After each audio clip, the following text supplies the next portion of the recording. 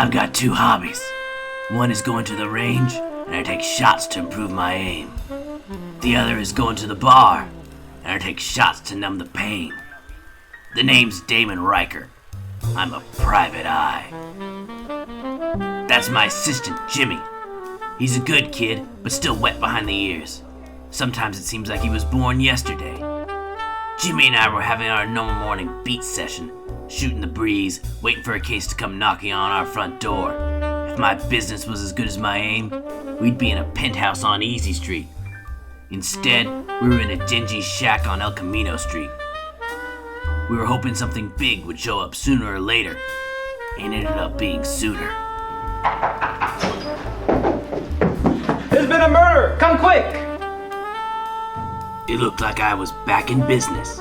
I had a hunch that this case wasn't going to be easy, but then again, you don't hire Damon Riker for the easy ones.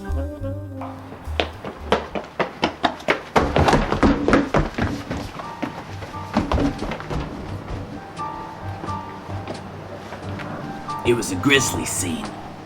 I examined the body like an art critic examines a painting, only the criminal was no Michelangelo. More of a Picasso with how the body was. Poor guy probably didn't even know what hit him. That made two of us. Alright, let's get down to brass tacks. What tipped you off, kid? Well, sir, I was delivering the paper to Mr. Cavendish's house like I always do, and he's really rich, so he gave me the key so I could put the newspaper on the table by the door, so I didn't have to walk down all the way down the driveway. And I passed by Mr. Carlson on my way through, but I only got halfway through the driveway because he told me to run for help because Mr. Cavendish had been murdered. Slow down, kid. Don't hurt yourself.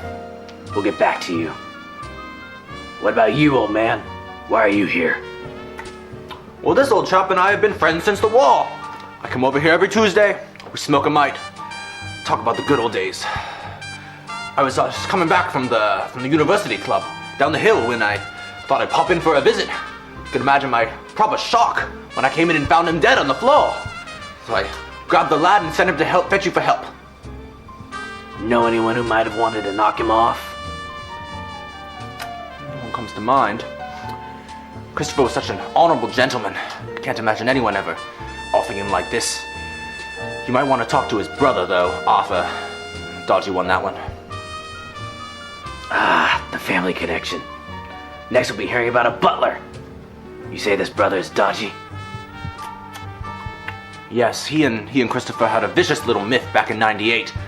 Haven't been on good terms since. Something about their mother, but Christopher never told me particulars. He just came into town back last night, actually. He's staying in a little place on Benton Street. You should go speak with him. Alright, I'll go chew the rag with this brother. But don't any of you leave town. I might have some hard questions for you later. Yeah, you're both suspects in my book. Come on, Jimmy. Okay, Bob. The brother angle wasn't new. It's always the rich ones with family troubles. Back in '83, I had a case where a dog killed an heiress over a bowl of kibble. This dodgy brother sounded like my best lead, so Jimmy and I made our way over to Benton Street. Hello. Afternoon, Arthur. And you are? Riker, private eye. I hate to beat around the bush, so I'll get straight to it. Your brother was murdered last night, and I'm here to find out who did it. You don't say. I always thought you'd outlive me. How'd he die? The coroner hasn't gotten back to us yet. You don't seem too upset. What do you got to say to that? Christopher had it coming to him. Always a little meddler, that one. Not your brother's keeper. You look like a guy I used to know. Goes by the name of Prime Suspect. First your history with Christopher, then you show up in town the same night he's murdered. I smell something fishy, and it isn't the tuna sandwich Jimmy had for lunch. You must know. I took the train into town last night to visit my father. He's on his deathbed, and I haven't seen him in years. But he's leaving sizable inheritance, and I'd rather not all go to Christopher. So there's a golden goose to catch. Indeed. Father's will includes a small fortune in Dominican pesos from his jazz investments. So, your father's waiting on the last nail in his coffin, you put Christopher half a yard under, and you're sitting as pretty as a chicken on Thanksgiving. I'd kill everyone I cared about if I had a motive like that. Good thing I don't care about anyone. I'll admit I'm not upset by this turn of events, but I did not kill my brother. I wouldn't even want to be near him, not after what he did to Mother. I smelled something, and it smelled like beef. Beef between Christopher and Arthur. So I decided to take a bite. What happened? It's really none of your concern, but if you must know, Christopher stole something from Mother and refused to admit it. The whole family took sides and fractured, till we weren't even on speaking terms. An entire dynasty obliterated by Christopher's obstinacy. Good day, sir. And don't leave town. You're the #1 suspect on my list.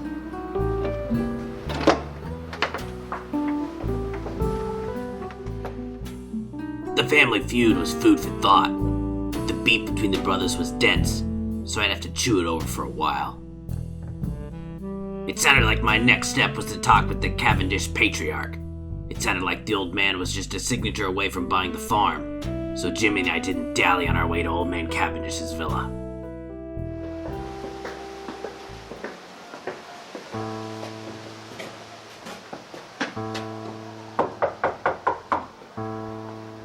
Maybe he's dead already. Or maybe he's hiding from the law. Knock again. Who in tarnation is out there banging down my door? Can't an old man die in peace? It's about your son, Christopher. I have some unfortunate news. What's that now, Christopher? Come in. The door's unlocked. Now, what's this about my boy Christopher? Has he been going out to that flapper uptown again? No, Mr. Cavendish, I'm afraid it's much worse. I'm afraid your son took a short walk off a long pier last night. What's that now? You could say that he's wearing a pine overcoat. Is that one of those new fashion trends? Next thing you know, they'll be wearing socks up to their knees. No, you could say that he's crossed the Jordan. Is she that flapper from the speakeasy uptown? It's about time he broke it off with her. No, Mr. Cavendish, your son is dead. What? When? How? I just saw him a few days ago. And who are you to tell me that my son is dead? Damon Riker, Private Eye. Your son was found dead in his house this morning. This is the worst news a parent could ever receive. That the child has passed away. I'm truly sorry for your loss, but we have to ask you some questions. Your son was murdered, and I'm here to find out who did it. What? Murdered? You better catch that son of a gun and make his father hear about this. We will catch him. Do you know anyone who might have had it out for Christopher? No, he was a fine, upstanding man. Well, there was that row he had with his brother, but that's in the past now. I was just hoping they could finally come back together again. Thank you for your help, Mr. Cavendish. If you know of anything else, let me know about it. My last day is alive, and I just want to spend time with my dog on my bed. Does life has no respect for fatherhood? I'm truly sorry for your loss, Mr. Cavendish. We'll be on our way now. Thank you. If there's anything I can do, just tell me.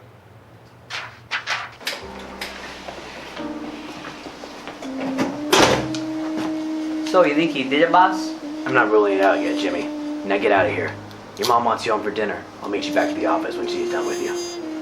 Aye, aye, boss. The dad was a sob story if I'd ever heard one. But then again, his son was dead, so maybe he was just a grieving father. If Sheila hadn't left me for that baker, maybe I'd sympathize. But she did, so I didn't. I needed a clue and a drink. I knew where to find one of them. It was getting late, but the truth never sleeps. I realized I never got around to putting the screws on that newspaper kid, so I went over to the print shop to try and catch him picking up his papers. God must not be dead, because the kid was coming out right as I got there. Hey! Kid! I'm sorry, I promise I didn't do anything. I just left as usual. You don't learn to watch that mouth, you'll keep tripping all over your tongue. I didn't think you did it, but now I'm not so sure. Why are you having kittens about this? I'm sorry, sir. All I did was leave the paper there. I maybe just took some stuff, but I promise I don't know who killed it. I don't know who did. So you're robbing the hand that feeds you. Pretty risky for a kid your age. What you stealing? Jewelry? Antiques? A signed copy of the Mona Lisa? I'm sorry, sir. I promise I saw a $20 bill in the drawer. Mr. Cavendish didn't pay me for the past few days, so I just took it there. I promise. I just left the paper. I don't know who did it. I don't buy it, kid. If you didn't kill him, who did? I don't know. Maybe you did. You live really close to Mr. Cavendish's office, and plus, you weren't very surprised when I told him that he was dead, and you'd be like the perfect killer because you could frame Mr. Carlson and I without getting any kind of blame. I heard a lot of crazy things in my day, but nothing as wacko as the story you just concocted. I'll be back with you later. Maybe take you downtown for grand larceny. I didn't actually think the kid did it, but you can never be too sure with kids these days. Jimmy said his little cousins are getting into jazz and communism. You never know when murder might become the next schoolyard game. I headed back to my office to debrief with Jimmy. Maybe he thought of something I hadn't. There's a first time for everything. Well, it had to be one of them, right, boss? Christopher Cavendish isn't with the coroner because they're golf buddies. One of them definitely did it. One of them is the murderer. There's the smoking buddy, the newsboy, his brother Arthur, and the other guy. It crossed my mind Jimmy sure had been jumpy all day. He was acting funnier than a cat caught in a milk pail. So I decided to give him the old third degree. Side dishes like... You know, Jimmy, you don't get as young as I am by trusting everyone. I've seen too many crooks dodge their bullet because I didn't think to suspect them. And after my old partner got kidnapped and mailed back to me in 12 installments, I promised I wouldn't ever not suspect anyone. Anyone. Your partner was a hip flash? I bought you one last week. It wasn't as good as the last one. Well, getting back to my pot roast story. The punk sure had guts. I had to give him that. He tasted life on my side of the tracks and wanted more. I had my final suspect, and I was about to drop a bomb on his head. You got a lot to learn, Jimmy.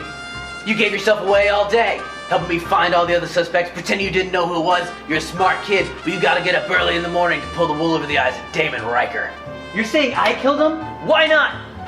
You're always saying how kids these days are getting in trouble. Maybe it's because you've seen them firsthand. Boss, I was with you all morning in the office. I was here when the newsboy came in and said there was a body. You think I'm the killer? I had a soft spot for Jimmy, and he was making a lot of sense. But soft spots are for bad teeth, and his sense wasn't the kind that would buy me another drink. I wasn't ruling anyone out. Not yet. It looks like I bit off more than I could chew on this one. And who could help me crack this case? Say, I know a lot of smart dames. Why don't I give them a go? But how to get them all together? Maybe a party tomorrow night? Save some boss. Save some for me.